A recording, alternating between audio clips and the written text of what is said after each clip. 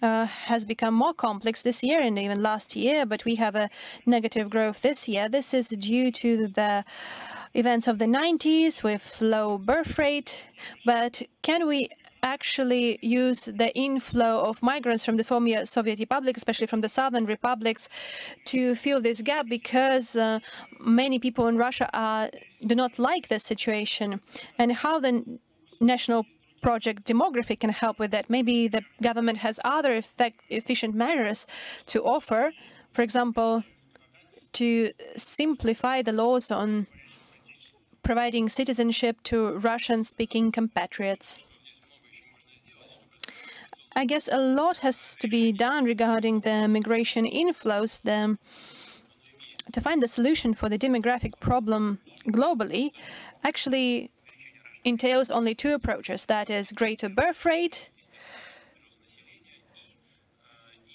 and migration. In Canada, for example, there's a whole ministry dedicated to the questions of migration. So what do?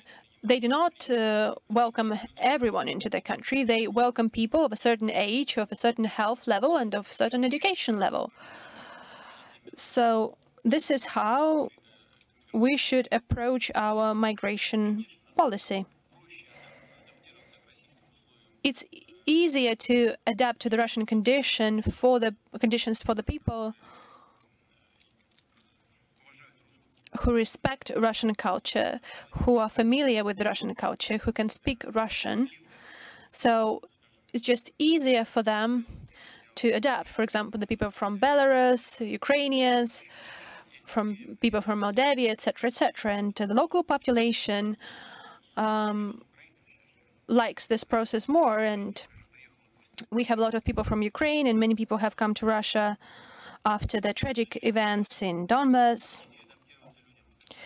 It's more difficult for the people from Central Asia to adapt to life in Russia. So we need to introduce our educational systems, to set up courses which would help them to learn Russian language, Russian schools, branches of Russian universities, and then people coming from Central Asia would feel more comfortable here.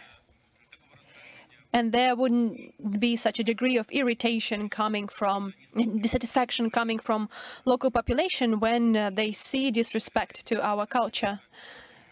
This is not only true for people coming from Central Asia. This is also true for domestic migrants, for example, from North Caucasus. We've talked about Chechnya, about Dagestan.